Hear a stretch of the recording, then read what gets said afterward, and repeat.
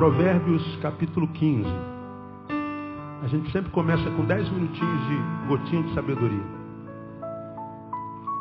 Alguns insights da palavra, algumas gotas de saber para a gente aplicar no dia a dia, algumas exortações, alguns bizus da palavra, para a gente ficar ligado no dia a dia.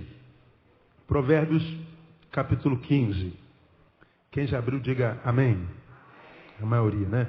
Veja lá o versículo 3. Vê se está escrito assim na tua Bíblia. Os olhos do Senhor estão em todo lugar. Fazendo o quê?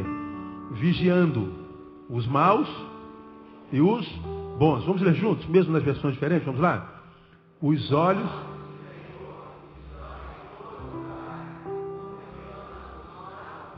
Em algumas versões, contemplando os bons e os maus.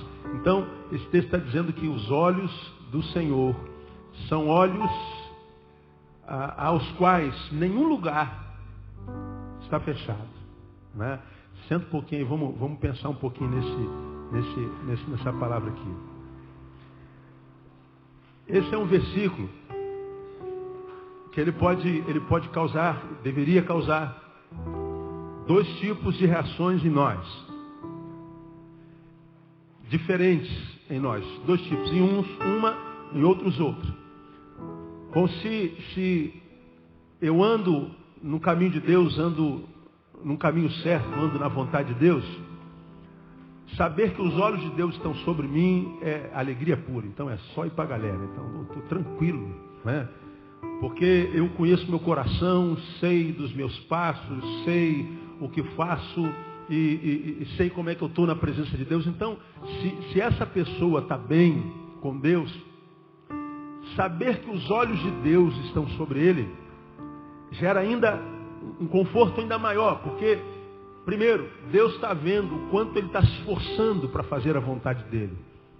Deus está vendo o quanto você tem lutado contra si mesmo, negado a si mesmo, tentado negar-se a si mesmo, para que a vontade do Senhor na tua vida seja feita. De modo que quando você sabe que Deus está vendo isso na tua vida e você tem tido êxito, você sabe que a tua vida tem despertado um sorrisão em Deus de orelha a orelha. Além de, uma vez que você sabe que caminha certo, você caminha ainda com mais tranquilidade, porque ainda que os teus inimigos pelejem contra você, porque os olhos do Senhor estão contra ti, a palavra dita a Josafá, há tantos anos atrás, cumpre-se na tua vida, porque o Senhor disse assim: nesta peleja não tereis que pelejar. Ele está dizendo, essa batalha é do Senhor. Então quando a gente está bem na fita, como dizem por aí, diante de Deus, saber que os olhos do Senhor estão sobre nós, pô. Satanás, só lamento por ti, filho, você perdeu. Agora, se a gente não anda certo, irmão, se a gente não anda correto, se a gente é vacilão, como diz por aí, se a gente tem duas faces, uma aqui dentro, outra do lado de fora, saber disso aqui deveria gerar um temor e um tremor, quem sabe até um pavor no coração daqueles que ouvem uma palavra como essa. Isso se ainda há algum temor de Deus no coração desse. Porque saber que o Deus que a gente adora e serve, o Deus cuja palavra a gente abre constantemente nesse lugar, conhece o homem que nós somos dentro e fora. O Deus que sabe o que eu faço aqui e lá. O Deus que sabe o que eu pratico fora e carrego dentro. E se eu que me percebo, me enxergo e sei que vivo uma vida completamente longe da vontade de Deus. Eu não sou quente nem frio, sou morno. Cumpre-se a palavra deste mesmo texto que está lá em Apocalipse, que diz que o Senhor nos vomitará da sua boca. Esse texto deveria gerar temor, porque a ideia de que eu ando na rua e existem dois olhos lá em cima, para quem não há nem parede de chumbo, né? Porque até o super-homem, né, tem as suas limitações, ele vê tudo, menos através de uma parede de chumbo. Mas nós servimos um super Deus, que nem parede de chumbo tapa, inibe o olhar dele. Ele é um Deus diante do qual está todo mundo despido, nu. Deus não conhece roupa. Isso aqui que a gente bota para tapar o corpo, Deus não conhece.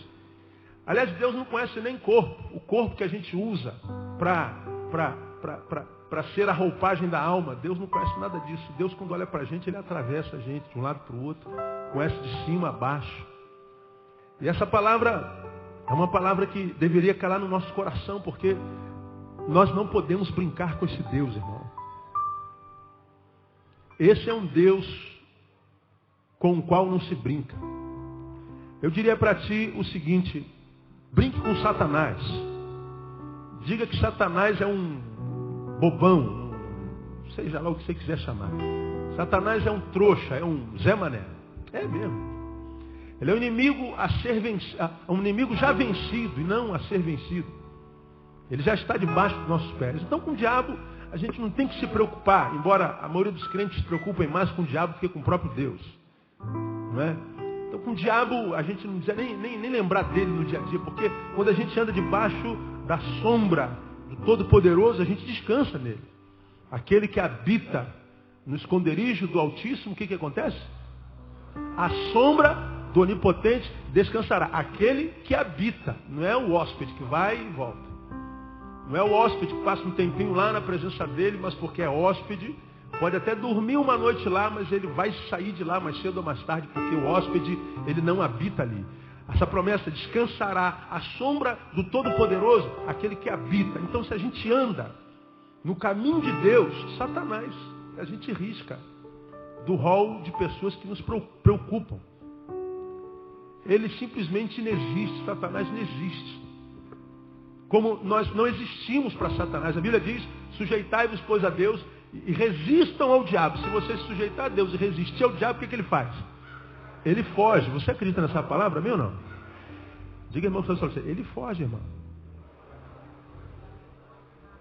Então é só se sujeitar a Deus. Acabou, não precisa fazer mais nada. Resista. Ele vai tentar, mas logo ele foge. Perdi. Ele vai dizer: com esse cara eu perdi, com essa mulher eu perdi. Agora, se eu não me preocupo com o diabo, eu particularmente não penso nele nem um segundo na minha existência. Eu só lembro que o diabo existe quando alguém vem perguntar alguma coisa sobre o diabo. E se ninguém me falar do diabo, eu não penso no diabo nunca. Diante de Deus eu falo isso para você. Agora eu ando com Deus na cabeça o tempo inteirinho. O tempo inteiro. E a ideia de que os seus olhos estão sobre mim deve gerar em mim respeito, deve gerar em mim temor. De modo que eu não posso viver uma vida dúbia, eu não posso ser um lá, outro cá. Até porque, e aqui eu termino a minha palavra, saber que os olhos do Senhor estão em todo lugar, que Ele vê tudo, Ele tudo vê, não há nada oculto aos seus olhares, ao seu olhar. Além de gerar temor em nós, deve gerar algo ainda muito mais profundo. E eu quero encerrar essa gotinha aqui, lendo com você Romanos capítulo 2. Vamos lá no Novo Testamento, palavra do apóstolo São Paulo, pelo Espírito Santo, Romanos capítulo 2. Os olhos do Senhor estão em todo lugar, vigiando, contemplando os bons e os maus. Ele está vendo o que os maus estão fazendo, e está vendo o que os bons estão fazendo. Ele está vendo quando aquele que parece ser bom só parece porque os seus frutos são maus. E está vendo aquele que até parece ser mau, mas é bom porque os seus frutos são bons. Deus discerne bem tudo. Seus olhos estão em todo lugar, contemplando as obras de cada um. Agora, olha que interessante. Romanos capítulo 2, versículo 5. Mas, segundo a tua dureza e teu coração impenitente, entesouras ira para ti no dia da ira e da revelação do justo juízo de Deus. Leia comigo o versículo 6. Que retribuirá a cada um como? Segundo as suas obras. Paulo está dizendo de um grupo de pessoas que vive uma vida dúbia. E está dizendo: vocês estão entesourando para si ira de Deus no dia da ira, no dia do justo juízo que virá sobre a terra. Porque ele retribuirá a cada um segundo a sua frequência aos cultos. É isso que está lá? Ele retribuirá a cada um segundo a sua participação no coral, segundo a sua dedicação denominacional, segundo a quantidade da sua oferta. Não, irmão. Ele está dizendo que ele retribuirá a cada um segundo as suas o quê? Obras, porque ele contempla a vida de cada um. Pastor, então você pergunta, nós somos salvos pelas obras? De jeito nenhum. De jeito nenhum. Pela graça sois salvos. Só que essa fé que nos salva, ela só é mostrada, só é visibilizada através das obras que a gente pratica. Nós não somos salvos pelas obras, mas nós somos salvos para as obras. E a Bíblia diz que uma fé sem obras é o quê? Morta. Fé de defunto não salva. Tiago diz, pode essa fé salvar-te? Não. Então ele diz, se você diz ter fé, mostra isso com a tua conduta, mostra isso com a tua vida, mostra isso no teu dia a dia, e não só em frequência ao culto, não só em carregar a vela para lá e para cá, não só em matar galinha e botar na esquina, não só em abrir uma Bíblia no Salmo 121, não só fazendo rezas, orações e seguindo dogmas e obedecendo as proibições da sua igreja, muitas vezes tacanha. Não é isso que eu quero. Ele está dizendo que retribuirá a cada um segundo as nossas obras. Então essa palavra aqui, irmão, é para cada um de nós. E o resumo dela é: considera o teu caminho. Considera o teu caminho. Porque você já aprendeu aqui que quando Deus se relaciona conosco, Ele não se relaciona com aquele ser que nós somos aqui dentro da igreja. Ele se relaciona com aquele ser que nós somos quando não tem ninguém olhando para nós. Então, se tu está vivendo essa vida meio torta aí, ou totalmente torta, quero que você saiba que o que sobra é frustração, o que sobra é vazio, o que sobra é perda de tempo. Perda de tempo. Porque o Senhor vai retribuir não segundo a frequência aos cultos, mas segundo as obras de cada um de nós. De modo que você tem duas posturas. Se você é carnal de fato, de verdade, você vai falar assim, então eu vou parar de vir à igreja porque eu estou vivendo uma vida dúbia. Aí tu se entrega ao mundo. É assim que alguns fazem. Mas se você é santo, e quem sabe está vivendo errado, você vai dizer assim, eu vou largar a vida errada, e vou viver a vida que Deus quer que eu viva para mim. Eu vou fazer um acerto com Deus. Todas as áreas da minha vida, seja a minha vida emocional, minha vida familiar, minha vida profissional, minha vida financeira. Eu quero tratar das minhas emoções como Deus diz que eu tenho que tratar minha família como Deus diz que eu tenho que tratar dos meus negócios como Deus diz que eu tenho que tratar das minhas finanças como Deus diz que eu tenho que tratar. Porque Deus retribuirá a cada um de nós segundo as nossas obras. Os olhos do Senhor estão em todo lugar. Então, irmão, fica ligado. Deus está de olho em você. Não é aquele cara da Praça é Nossa. Estou de olho no Senhor. Quem pode se alegrar, alegre-se. Quem não pode, peça misericórdia ao Senhor. Amém, amado? Vamos aplaudir ao Senhor por essa palavra. Vamos ficar em pé. Aleluia. Marcos capítulo 6. Nós temos falado sobre o pão de Deus. Quero caminhar com mais um tópico nessa oportunidade. Começamos no dia 9 de julho, uma série de palavras sobre o pão de Deus, quando Deus o multiplica, tomando por base a primeira multiplicação dos pães, quando o Senhor alimenta 5.000 homens, e naquele tempo só eram contados os homens, mulheres e crianças não eram contados. E a maioria dos historiadores acredita, inclusive Flávio Joséfo, que foi um historiador contemporâneo dos evangelistas, que ali, na primeira multiplicação dos pães, haviam em torno de 15.000 pessoas. Então, o texto diz que eles seguiam a Jesus, chegou a hora do rango, não tinha comida, os discípulos procuraram a Jesus com muito bom senso, mas também com incredulidade, e disseram, Jesus, vamos liberar essa gente para que eles possam ir pelas aldeias e arrumar o que comer, porque a hora da fome chegou e a gente não tem o que dá para essa gente comer.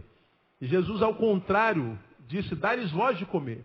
Eles entram em desespero, mas como é que a gente vai arrumar 200 denários para comprar tudo de pão e alimentar essa gente toda. 200 denários é o equivalente ao salário de 200 dias no ano. Um ano tem 365 dias. Então 200 denários seriam alimento para 7 meses. Então ele está dizendo, como é que eu vou arrumar um salário de 7 meses para comprar comida para essa gente toda? Era muita gente, era muito dinheiro. E Jesus diz, dá-lhes voz de comer. Mas nós não temos. Veja o que tem no meio da rapaziada. Foram lá, rodaram no meio da arraial, arrumaram 5 pães e 2 peixinhos. E Jesus está dizendo assim, não é o suficiente, me dá aqui. Jesus pegou o pão, 5 pães e 2 peixes, colocou dentro do cesto, mandou todo mundo ser dividido em grupo de 150, sentados sobre a relva. E eles foram botando a mão no cesto, pegando pão, pegando peixe. Diz o texto em Marcos capítulo 6, que todos se alimentaram, repetiram, portanto se fartaram, ainda sobrou 12 cestos cheios de pão. Então, Jesus é o Deus que multiplica pão. E aprendamos que pão não é só o pão de trigo. Pão é aquilo que é básico na vida. E a gente não precisa só de pão para comer. A gente não vive de pão só. Não é? Então, esse texto diz que Jesus pode multiplicar tudo que é essencial na vida humana. Tudo que transforma a vida humana, a vida de um ser humano, numa vida decente, numa vida digna. Não é? E infelizmente, embora isso seja uma realidade, a gente se encontra costumeiramente com gente que vive uma vida tão ausente de tudo, uma vida tão marcada pela mediocridade, pelo abaixo da média, que viver é um suplício, viver é um sofrimento que a vida impõe sobre alguns seres vivos que a gente encontra. Isso não é só fora da igreja, não, dentro da igreja também. Acordar de manhã é um castigo. Alguns vivem uma vida tão marcada pela ausência de tudo, que se ele não acordasse, ele estaria feliz. Por isso, nós vivemos num país, num planeta, melhor dizendo, que a cada minuto 20 pessoas tentam um suicídio, 3 conseguem se suicidar. Cada minuto, 3 pessoas dão cabo da vida. Porque a vida perdeu sentido. O pão, o essencial, não tem chegado à sua mesa. E nós sabemos que Deus é o Deus que tem poder para fazer coisas como essa que aconteceram aqui. Agora, quando é que Deus multiplica o seu pão? Nós aprendemos que é quando o pão que a gente quer que Deus multiplique na nossa vida é devolução daquilo que nós mesmos o entregamos. Deus só pode multiplicar aquilo que a gente coloca na mão dele. Então, se a gente quer que Deus multiplique a minha grana tem que estar na mão dele. Se eu quero que Deus multiplique o amor que eu sinto pela esposa, pelo marido, pelos filhos, que a minha família seja uma família abençoada, minha família tem que estar na mão dele. Se eu quero que Deus multiplique os meus negócios, meu negócio tem que ser para a glória dele. Tudo que eu faço, tudo que eu penso, tudo que eu sinto, tudo que eu sou, se eu quero que Deus multiplique, isso tudo tem que estar na mão dele. Só que a gente vive como se Deus não existisse. A gente só se lembra de Deus quando é para pedir alguma coisa, né? Nós somos os pedintes, nós somos os mendigos de Deus, que só se lembra de Deus quando é para tirar alguma coisa dele. É como um mendigo. A gente se encontra com um mendigo na rua, nunca um mendigo na rua chega perto de você e fala assim, olha, senhor, eu vim aqui só para lhe dizer, tenha um bom dia. Eu vim lhe ofertar a minha solidariedade. Não. Quando o mendigo chega perto de nós, já chega a mãozinha e diz, moço, pode me dar um. Muitos de nós somos mendigos de Deus, pedintes. E os pedintes nem sempre são ouvidos, às vezes eles incomodam. Né? Transformamos oração em sinônimo de petição, falamos sobre isso. E oração e petição são coisas diferentes. Deus só multiplica o que a gente coloca na mão dele. Pão de Deus, o que nós aprendemos sobre o pão? Que ele é trabalhoso. Antes de ele multiplicar o pão, ele mandou os discípulos irem no meio do arraial perguntar quem tinha trazido alguma coisa para comer. E depois que chegou 5 pães e 2 peixes, ele diz, é o suficiente, porque até o nada para Deus é matéria-prima. Quanto mais 5 pães. 5 pães para 15 mil é muito pouco, mas para Deus é o suficiente. É demais até. Né? Aí ele diz, antes do milagre vocês têm que trabalhar. Separa essa multidão toda em grupos de 150, mas que todo mundo esteja sobre a relva. Arruma cesto, traz até mim. Arrumaram o cesto. Coloque esse pão, agora vocês todos saiam servindo todo mundo. Ou seja, o milagre não dispensa o trabalho. Aí eu falei que o pão de Deus só é multiplicado na vida de quem acorda cedo, de quem trabalha. Aprendemos que Deus não tem compromisso com vagabundo. Infelizmente, os vagabundos nunca vêm à igreja para ouvir essa palavra. Veio algum vagabundo hoje aqui? Não veio. Quarta-feira passada também não veio. O pessoal não veio. Então, quem tem que ouvir isso aqui nunca está presente. Então, Deus não tem compromisso com o vagabundo. 3. O pão de Deus é produto de obediência. E de ver. O que tem diz aí? Não temos nada. Então, e de ver? Eles foram, obedeceram. Obediência é a mãe do milagre. Não existe milagre sem obediência. Esse texto registra um grande milagre. Onde versículos 5 e 6 dizem que Jesus não pôde fazer nenhum milagre. Está falando de Nazaré. Porque lá ninguém tinha fé para ser curado. Fé, não fé, o melhor é desobediência. A incredulidade é desobediência. Por que eu não creio? Por que eu não faço o que ele diz para eu fazer? Por que eu desobedeço? Porque eu não tenho fé. Não fé gera desobediência, enquanto a fé gera obediência. Então, quem entra numa igreja só para tirar alguma coisa de Deus, mas não quer relacionamento com ele, irmão, quando recebe a coisa, vai embora, você pode até receber essa coisa hoje. Mas essa coisa não vai se transformar em vida na sua vida. Logo, logo perde sentido. É como quem compra um tênis novo. Falamos sobre isso já naquela quarta-feira. Você passa em frente a uma loja, aí o tênis te chama, ou a roupa te chama pelo nome, né? Pô, alguém está me chamando. Aí tu olha naquela vitrine, aquela camisa, fala assim, veja como é que eu caio certinho no teu corpo. Aí você diz assim, é verdade. Essa blusa cai certinho no meu corpo. Essa blusa aqui é novinha. Comprei hoje não, troquei hoje. Me deram no aniversário, ganhei um monte de presente sendo obrigado. Vocês abriram a mão, esses miseráveis, né? Nunca dá nada. Aí me deram uma camisa. Aí a camisa ficou apertada. Aí eu fui lá, desde o dia 1º de agosto, eu fui lá na loja trocar. Aí quando eu cheguei lá, vi um monte de camisa. Quando eu olhei essa aqui me chamou pelo nome. Eu falei, é tu. Aí estou aqui. Agora você sabe que o novo, ele só tem valor depois que você usa a primeira vez. Depois que usa. Responda para si, quantos sapatos você tem, meu? Pergunta a essa mulher que está do teu lado, quantos sapatos a irmã tem? Ela não sabe, duvido que ela saiba, né? Mulher viciada em sapato e bolsa. Ou não? Quantas mulheres aqui gostam de sapato e bolsa? Levanta a mão. Todo mundo, mas mulher nasce com três missões no mundo. Primeiro é emagrecer, ela nasce para emagrecer. Toda mulher no mundo quer emagrecer. Segundo é para comprar sapato e bolsa. É uma coisa de doido, né?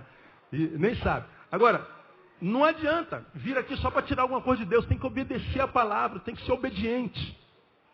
Mesmo quando o obedecer é contra a sua própria vontade. Deus não quer ser o seu supermercado. Deus quer ser o seu amigo.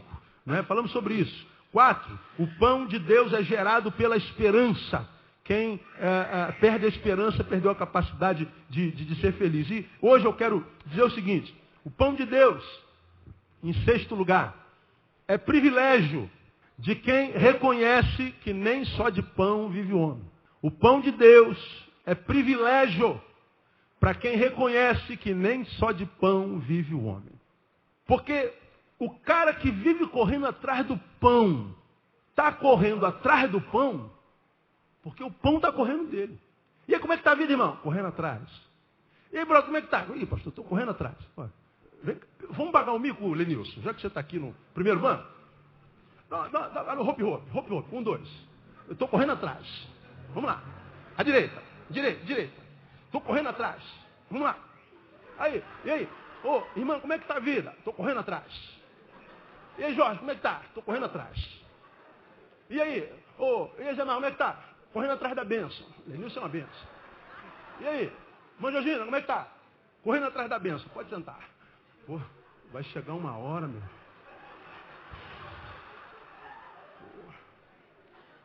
Aí você fala assim, essa bênção não é para mim não. Quem corre atrás chega em segundo. Está lá? Eu sou que digo isso não. Quem vê patrulha da cidade aí. Não entre em litígio com a polícia.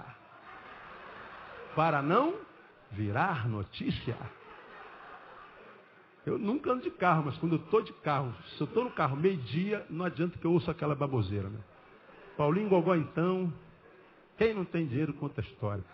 Essas idiotices que a gente tem que ter na vida para dar um pouquinho de sabor, que se levar tudo a sério a vida inteira, a gente morre, meu. Tem que falar besteira de vez em quando, tem que fazer bobagem, tem que fazer umas bobagens na vida. Estou correndo atrás. Cara, quem corre atrás não vai alcançar nunca. Estou atrás. Deuteronômio 28 diz, todas essas bênçãos virão sobre ti e te alcançarão. Crente não corre atrás da bênção. A bênção corre atrás do crente. Quem é crente aqui? Diga assim, a bênção vai me alcançar. Fala para o irmão que está do seu lado, vai te alcançar, não pode ficar tranquilo. Quantos creem nessa palavra aí? Um aplauso ao Senhor bem forte, porque é de Deus. Deus sabe que você precisa ouvir isso. Quando é que a bênção me alcança? Quando é que o pão de Deus é multiplicado na minha vida? Quando Ele sabe, com a minha postura, com a minha conduta, que eu sei que nem só de pão vive o homem. Eu não vivo só da bênção de Deus. Quando é? Em que contexto está escrito pela boca de Jesus? Quando é que Jesus disse assim, ó, nem só de pão viverá o homem? Mais do que? De toda a palavra que sai da boca de quem? De Deus. Quando ele diz nem só de pão vive o homem, ele está dizendo também de pão vive o homem, mas não só. Então tem que correr atrás do pão. O pão tem que se multiplicar. O essencial tem que chegar. Agora, às vezes nós estamos tão envolvidos atrás de uma coisa que a gente abre a guarda sobre todas as outras coisas da nossa vida. Abrir uma empresa, tem que trabalhar de manhã, de tarde e de noite. E vai trabalhar de manhã, de tarde e de noite. Não cuida mais da esposa nem dos filhos. Estudou igual condenado para passar na faculdade. Passou na faculdade. Uma vez na faculdade, esquece de vir para a igreja domingo, quarta-feira, porque diz que está cansado, está estudando. Ele cobre a cabeça e descobre o pé. Cobre o pé e descobre a cabeça. Ele esquece que a vida dele é um ajuntamento de coisas sucessivas. Você não pode caminhar num veio só, numa vertente só. Eu tenho que vigiar todas as áreas da minha vida, porque senão eu dou legalidade, o diabo entra numa área que está descoberta.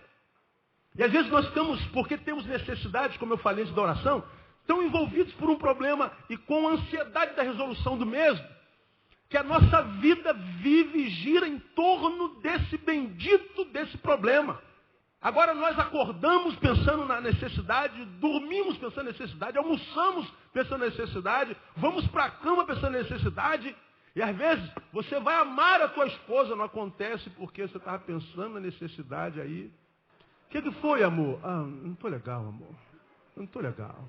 Onde é que está a sua cabeça, amor? Minha cabeça não está aqui, eu estou... Ou seja, tu fostes totalmente dominado pelo medo de que o pão não vai chegar no tempo de Deus. A gente vive em torno do pão, a gente quer pão, a gente só pensa no pão, a gente não dorme por causa do pão, a gente toma remédio por causa do pão, a gente fala bobagem por causa do pão, e pão, pão, pão. E o pão vai fugindo da gente, parece que quanto mais a gente reza, como diz o outro, mais assombração aparece.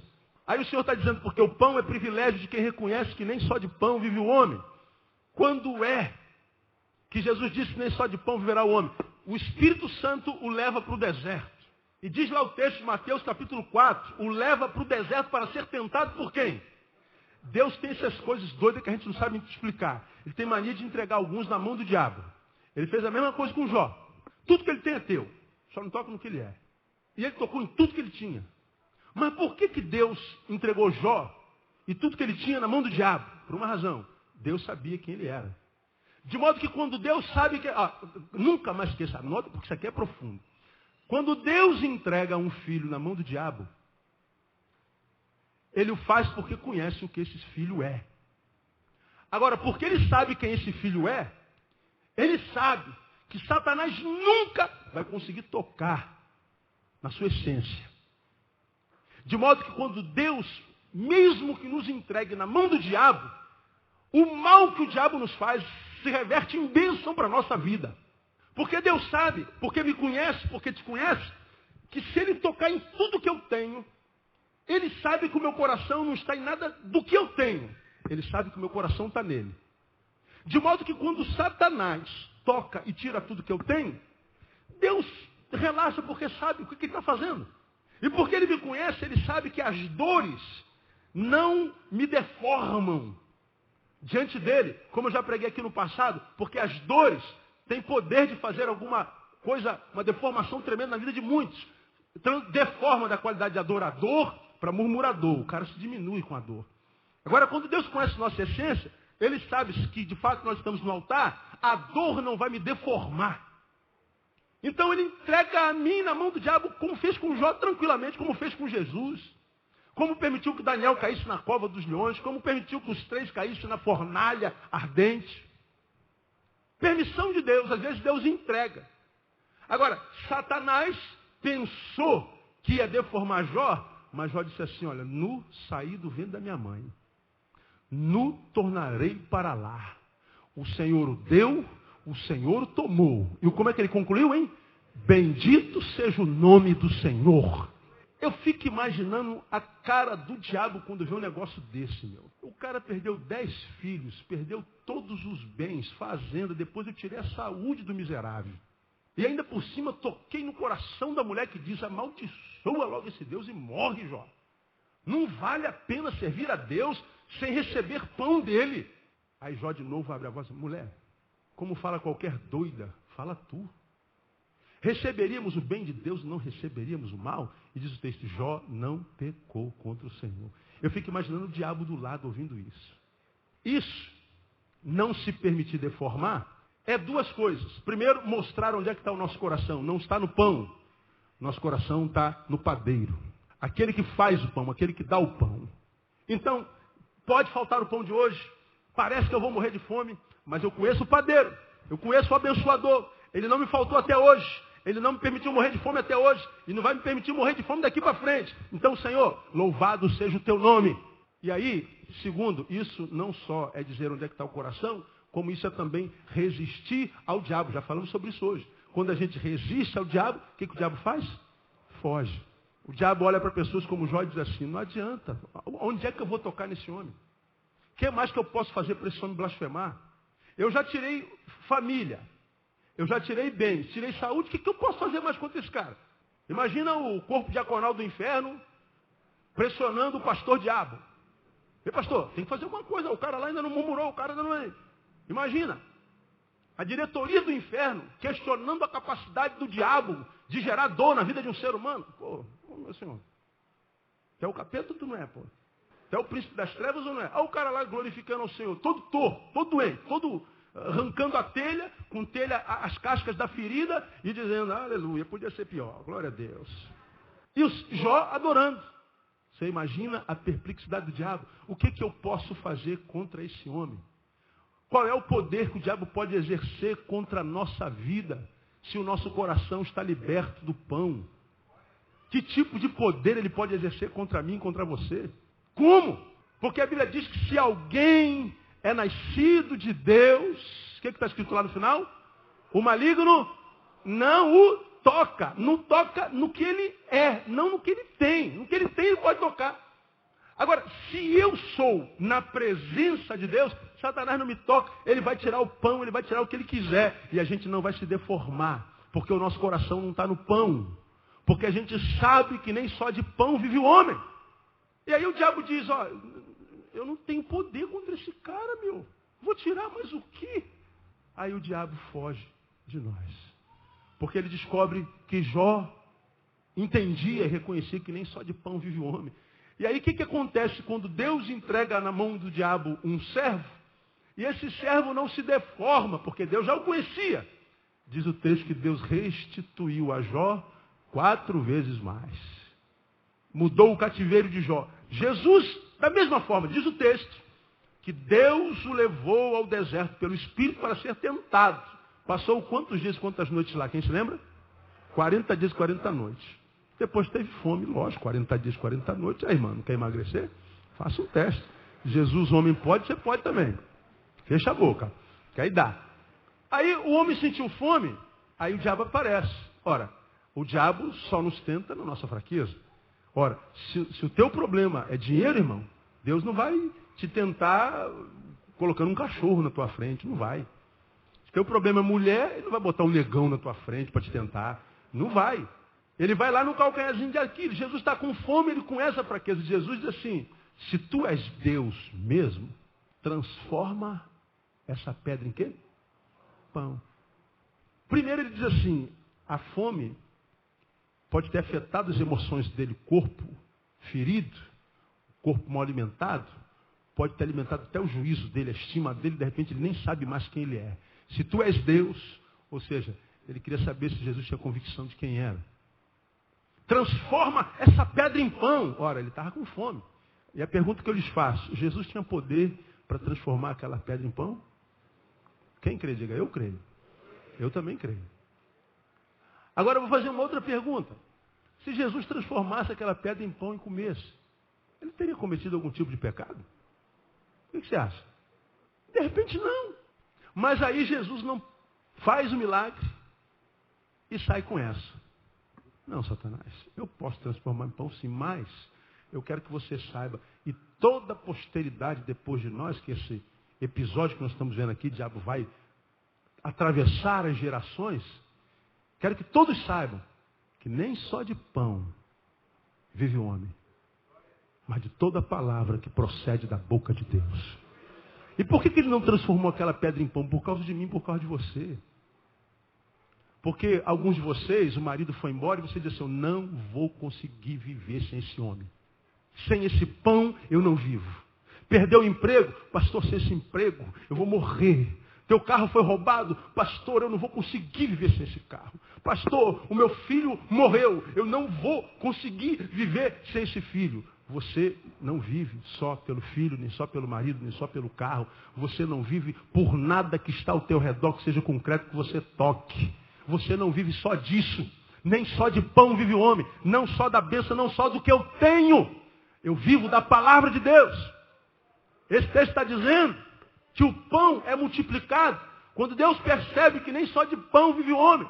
Quando nós percebemos que o nosso coração, embora esteja amante de tantas coisas, amo minha esposa, amo minhas filhas, amo minha igreja, amo tudo que tenho, como diz o plástico do carro. Não tenho tudo que amo, mas amo tudo que tenho. Amo mesmo. Agora, se o Senhor tirar tudo que eu tenho, será que ainda assim eu vou permanecer saudável e glorificar o seu nome? O que me faz aproximar-me de Deus? Porque há muitos que se aproximam de Deus por N razões, menos por causa de Deus. Já preguei sobre isso aqui. Por que você está na igreja? Porque eu tenho medo de morrer para o inferno, pastor. E se não existisse inferno, você se aproximaria de Deus? Não, aí eu, pastor. Por que se aproxima de Deus, irmão? Porque Deus é poderoso e Ele pode fazer abundante mais, além daquilo que eu peço ou penso. Então Deus é poderoso, Ele vai me dar. E se você não tiver carência nenhuma, vai permanecer na presença de Deus? Eu me aproximo da luz de Deus porque eu tenho medo de escuro, das trevas. Então, veja que o que te empurra para perto de Deus não é Deus. Não é o poder atrativo de Deus. É o poder repulsivo do mal. Aí você vai lembrar disso aqui que eu preguei há bem pouco tempo atrás. Deus fala assim para você e para mim também, portanto para nós. O que te traz a minha presença, filho? Porque se você não vem à minha presença por causa daquilo que eu sou, tua presença não significa nada. Aí eu disse, Deus falando, se a tua presença, na minha presença, não for por causa da minha presença, a tua presença, na minha presença, não significa nada. Porque foi Deus que disse assim, já não vos tenho chamado servos, mas vos tenho chamado amigos. Amigos se relacionam, não para tirar uma coisa do outro. Amigos se relacionam porque tem prazer em estar com outros. Tem maridos que têm amigos tão chegados que passa mais tempo com o amigo que com a esposa. E a esposa odeia o amigo dele. Tem esposas que têm amigas tão chegadas que passa mais tempo com o amigo do que com o marido. E o marido odeia as amigas dela. O que tem naquelas amigas dela? O que tem naqueles amigos dele? Que ele, meu Deus, sobrou um tempinho, vai tomar cerveja com os amigos.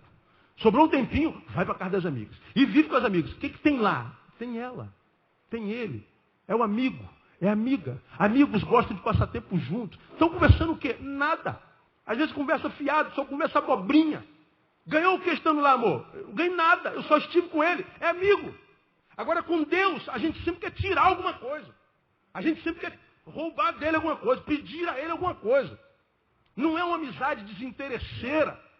Nós nos aproximamos de Deus por causa do bendito do pão, por causa da maldita da bênção. Olha que coisa esquisita. Então, essa palavra, ela é muito pertinente. Depois de 40 dias e noites, você está cheio de necessidade. Aí o diabo diz assim, supra o material primeiro, Jesus. Transforma a pedra em pão. Certamente ele estava com dores no corpo, ele estava com dúvidas a respeito de Deus, porque Jesus é Deus esvaziado, né? Em termos. Porque Filipenses diz, Paulo em Filipenses, porque Deus, Jesus, esvaziando-se a si mesmo, tornou a forma de homem, foi obediente e obediente até a morte de cruz. Então, quando Deus se faz homem, ele não deixa de ser Deus, mas se limita à condição humana. Então, uma pessoa que fica 40 dias e 40 noites sem comer, é tomada por um monte de necessidades. Necessidades. Mas ele diz, satisfaz o material primeiro. Transforma a pedra em pão. E Jesus poderia fazer isso, acho que não teria problema nenhum, quem sabe, tivesse, quem sabe se a gente se aprofunda, de repente acha um problema, mas eu acho que comer pão não é pecado nunca. Né? Ainda mais depois de 40 dias sem tê-lo, sem comê-lo. Só que Jesus queria ensinar para mim e para você que não é só de pão, não é só de coisa terrena. Irmão, nós podemos viver sem tudo que nós temos. Quem tem mãe e pai, diz assim, meu Deus, eu não consigo nem pensar se a minha mãe morrer, se meu pai morrer. Pastor, não dá nem para eu pensar um negócio desse. Eu também já pensei assim. Hoje eu não tenho nem pai nem mãe, como um monte de vocês aqui também não tem pai nem mãe. E vou dizer, mas tua mãe vai morrer. Teu pai também. E tomara que morra antes de você. Porque a dor é menor. Porque a lei diz, a lei da existência, da biologia, diz que filhos sepultam pais. Já é doloroso. Agora, quando pais sepultam filhos, é mais doloroso ainda. Porque é antinatural. Aí a gente diz assim, meu Deus, se minha mãe morrer, se meu pai morrer, se meu filho único morrer, meu Deus, isso que eu não suporto. Suporta. Nós suportamos tudo, irmão. Agora, o que Deus está dizendo com esse texto é que o que a gente não suporta é viver longe da presença de Deus. Porque a gente vai existindo, existindo, existindo, e a vida vai se transformando, como vai se transformando a vida de um monte de seres humanos, e alguns deles aqui no nosso meio, uma vida sem sentido, vazia, oca. Uma vida que, como eu disse, acordar é um suplício, é um castigo. E aí você corre de um lado para o outro com uma barata tonta buscando socorro, e não há nada, nem ninguém que consiga dizer qual é o teu problema, o que está acontecendo, por que você está como está. A vida foge da gente, se a gente morre, antes da morte chegar, como tem dito lá. Porque a gente tem pão, mas não tem vida. Não está faltando nada, mas nada do que eu tenho se transforma em vida na minha vida. Jesus se preocupa. Olha que coisa interessante, irmão. Nesse texto, já vou terminar. Quando você lê os versículos 34, vê lá, já vou terminar. Jesus, ao desembarcar, viu uma multidão. Marcos 6, 34. Jesus, ao desembarcar, viu uma grande multidão. E o que aconteceu? O que ele sentiu? Compaixão deles, compadeceu-se deles, porque eram como ovelhas que não têm o quê? Pastor. E o que Jesus fez? Leia o texto.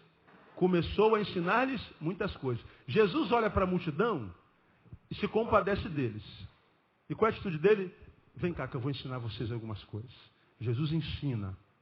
Os discípulos olharam para a mesma multidão. Veja o versículo seguinte.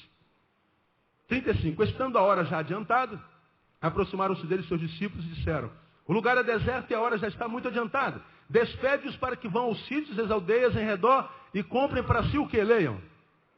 O que? Comer. Jesus olha para a multidão, se compadece e ensina. Os discípulos olham para a mesma multidão, se preocupam e dizem, temos que dar de comer a essa gente, temos que encher a barriga dessa gente. Jesus diz, eu preciso encher a alma dessa gente. E os discípulos dizem, eu preciso encher a barriga dessa gente. Aí vem Jesus e diz, meus discípulos, a vida não se resume à barriga cheia. A vida não se resume ao comer, ao beber, ao possuir. E Jesus diz isso porque ele sabe que se não tivermos sabedoria para lidar com as carências e ausências, perdemos a vida mesmo que tenhamos tudo ao nosso redor. Jesus olha para a multidão, não tem pena, se compadece dela e diz assim, olha, eu estou vendo que vocês são ovelhas perdidas, vocês estão sem saber o que fazer, para onde ir, o que comer, inclusive. Então deixa eu ensinar algumas coisas a vocês. Jesus está dizendo, esse povo precisa de sabedoria, porque nem tudo se resolve com barriga cheia. Muitas vezes o pão não vai ajudar em nada. O que a gente precisa é de sabedoria, até para quando o pão falta. Para que quando não tem pão, e a gente vai pedir pão, alguém não dê, eu tenho que me virar para achar pão em algum lugar. A sabedoria ajuda até a pôr pão sobre a mesa. E aí eu termino a minha palavra lendo com você uma coisa que é tremendo. Porque quando Jesus diz assim, lá em Mateus capítulo 4, uma vez que ele diz nem só de pão vive o homem, ele diz assim, busca primeiro o reino de Deus, já falamos sobre. E todas as outras coisas, inclusive o pão, vos será acrescentado. Busca primeiro o reino. Porque se você achar o reino de Deus, as coisas estão dentro desse reino. Não há fome dentro do reino de Deus. É só você lembrar que o reino tem um rei. Quem é o rei do reino? Como é o nome dele? Jesus. E o Jesus, que é rei do reino, multiplica pães. Então no reino de Jesus, nunca falta pão. Então ele diz, entra no reino. E o mesmo Jesus disse, o reino está dentro de vós. Nós não só entramos no reino, como o reino entra em nós. Eu quero mostrar para vocês as marcas desse reino e termino. Romanos capítulo 14. O pão de Deus é privilégio de quem reconhece que nem só de pão vive o homem. Portanto, quem vive correndo atrás de bênção, logo, logo, perceberá que a bênção correu mais do que ele e ele vai ficar sem bênção. E a vida vai ficar vazia, sem sentido. Romanos capítulo 14, terminei. Você vai lá no versículo 17 e nós vemos a palavra dizendo assim, porque o reino de Deus não consiste no comer e no beber. Consiste no quê? Justiça, paz e alegria do Espírito Santo. Como é que eu sei, pastor, que o reino de Deus está em mim? Quando você é justo, quando você busca paz, quando você tem a alegria do Espírito Santo. Aí o sujeito quer entrar no reino, mas o cara é tirano com a mulher dele, o cara é tirano com os filhos, o cara é um capeta na rua dele. É uma ovelha do diabo na igreja dele, perseguidor do pastor. A mulher tem uma língua maior do que o corpo. Quando morreu, o corpo vai no caixão, a língua vai no outro.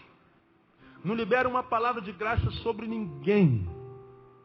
É um religioso que vive por cumprir dogmas e usar a roupagens, talários, e apontar quem não usa uma roupa igual a dele, quem não fala igual a ele, quem não ora igual a ele.